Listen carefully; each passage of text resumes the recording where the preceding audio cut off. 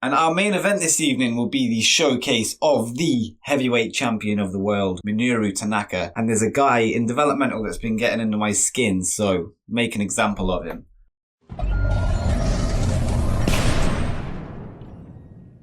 And we start with Paul Heyman and Minoru Tanaka, and they're stood in the ring. And Paul Heyman is holding the ECW Championship. And he says, last week, Rhino made the single biggest mistake of his life.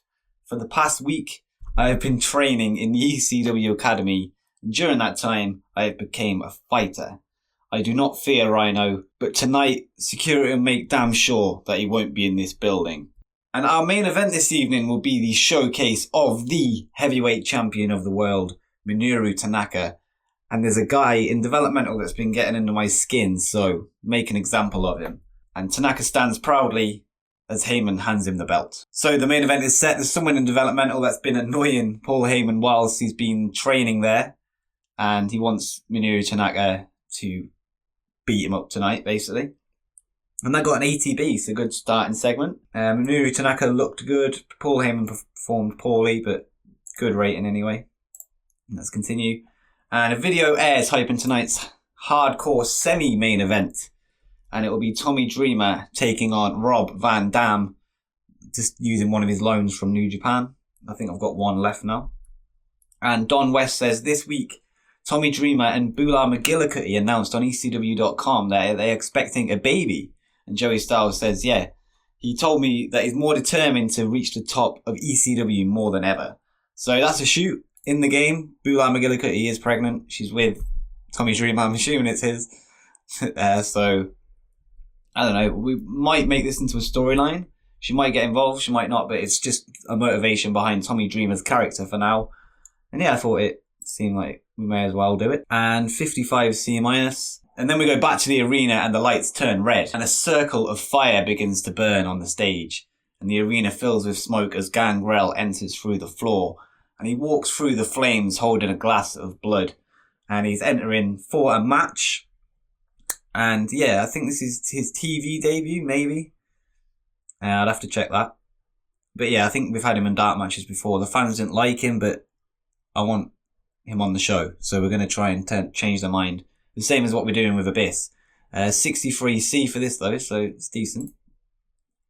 And there's nothing about the fans not liking him now, so that's good. And yeah, 57C- in a match with Bryan Danielson, and Bryan picks up the win via submission. I made this just in case the match didn't go well with Gangrel. I didn't want to give him a win. And Bryan Danielson, I wanted to give him a win after last week losing to CM Punk.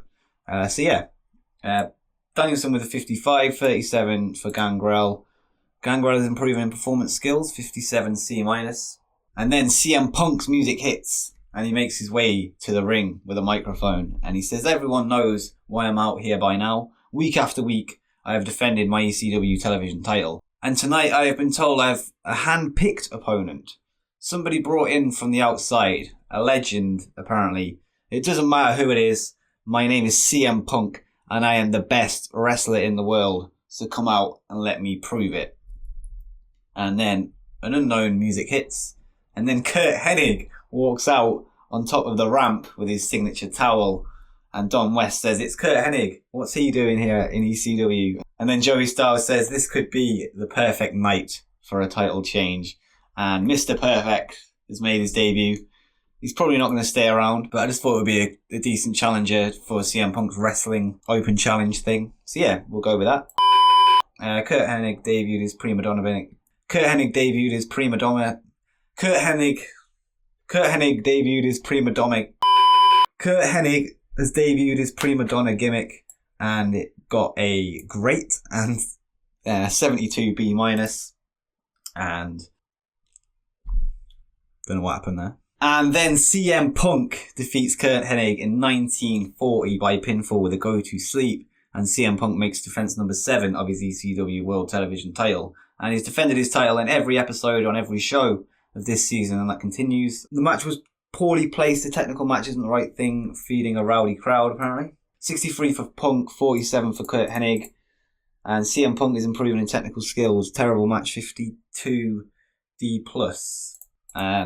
Yeah, I was expecting better than that. And then we go backstage. Sting and Taka Michinoku are shown hanging out. And yeah, just to continue what was happening last week, they were training in a ring together. Now they're hanging out. They're trying to build chemistry. Yeah, I don't really know where I'm going with it, but they're going to have a match at the pay-per-view, then we're going to forget it ever happened. And then 71C+. And then in an extremely short match, Goldberg defeats Spike in 5 minutes 18 by pinfall with a spear. And Goldberg got an in-ring performance of 80, Spike with a 38.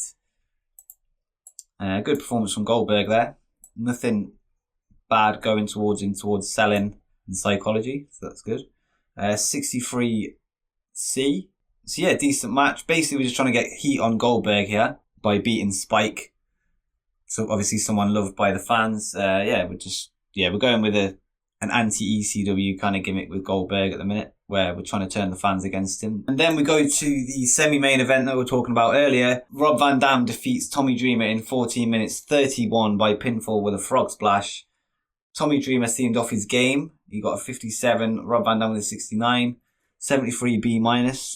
Shame that Tommy was off his game, but he hasn't got the win, even though he's got this new motivation. So yeah, we'll see where that goes. And then in this bout that had superb wrestling and good heat, what has happened? The developmental wrestler is, of course, you probably worked it out already if you watched last week's episode, it's Brian Kendrick. And he's defeated Minoru Tanaka in 15 minutes 01 by pinfall with a sliced bread, number 2. And during the match, we also had the interference from Rhino, who distracted Minoru Tanaka. What a win for Brian Kendrick. What a debut. What a rating. 69 for him. 89 from Tanaka. This got the crowd buzzing. 78B overall. I'll take it. So, yeah, why not? If we're going to debut him big, do it the biggest we possibly can. He's just beaten the ECW champion on the main event of Revolt. And yeah, he's back with a bang, and he's beat Minoru Tanaka, and it's gone well. 78B, as I said, and overall it's 76B-. And Goldberg has said Tommy Dreamer doesn't connect with the fans, you should probably write him off. Goldberg working his shoot there. The gimmick I was literally talking about. ECW Revolt got a 6.04. It's a good TV rating. Let's see how that compares to last week, and it is slightly less, but we got more attendance, so that's good. And the rating was 4 below. And if you're enjoying the content and you want to support the channel, make sure you head over to prowrestlingtees.com/curbstompcity. And the next show of the series in the next episode will be the first 01 show since we've bought them. And this is the roster. So we're going to show you some of it. So of course we've got AJ Styles in there after he was asked to leave ECW because he couldn't no longer fight for any championships. So he's been moved over to 01 for the time being. Akira Tao, I think it's pronounced. He's good. Apparently he's a bit of a legend. One of the top stars in all Japan. And he was picked as the heir of Giant Baba. Hiroshi Tanahashi, who we've moved over from ECW. Yun Akiyama, I think this is the guy I'm the most excited about. And then we've got Jushin Liger moved over from ECW again. Kensuke Sasaki, he's on loan from New Japan for now. We've got Masato Tanaka, a former ECW champion. Then we've got Milano Collection AT, and this guy has got a gimmick. He's a model, and he walks an invisible dog to the ring on a collar. So yeah, interesting gimmick. Then we've got Naomichi Marufuji. He is really good as well. I think we've already talked about him. Osamu Nishimura, apparently the best pure wrestler in the world today, according to his biography. Sabu, Shinjiro Otani, and he is the 01 junior heavyweight champion. There's no heavyweight champion. We've got Shinja Hashimoto, who's one of the biggest stars in Japan. He uses his big size to dominate opponents with his hard kicks. I'm thinking of him versus Samoa Joe at some point. Takeshi Morishima. Tiger Mask's moved over from ECW. Vader, who I've signed, he's big in Japan, so I thought that would be a decent signing. Maybe he could take on Samoa Joe at some point as well. Yoshinari Agawa, and he's known as Rat Boy due to his sneaky, clever in-ring tactics, baiting his opponent into quick pins. So I think he's an interesting prospect. He's got a bit of character, and we know what his character is. The game's already told us. And we've got Yuji Nagata, who I've actually seen him in real life charge someone £10 for a selfie. Well, I thought that was quite funny. And then we exchanged a look after. I knew, fucking Mark, we're on the same level, me and Yuji. So, yeah, he's signed to the roster as well. And yeah, he's one of the best heavyweights in New Japan. So, I think we've got a decent roster, and we're going to hold monthly shows, I think probably 2 hours long, maybe 3, if we can fit everyone on. But it's not going to be really storyline based. It's just going to be a load of matches. We do have the story with AJ, though, that we might tell.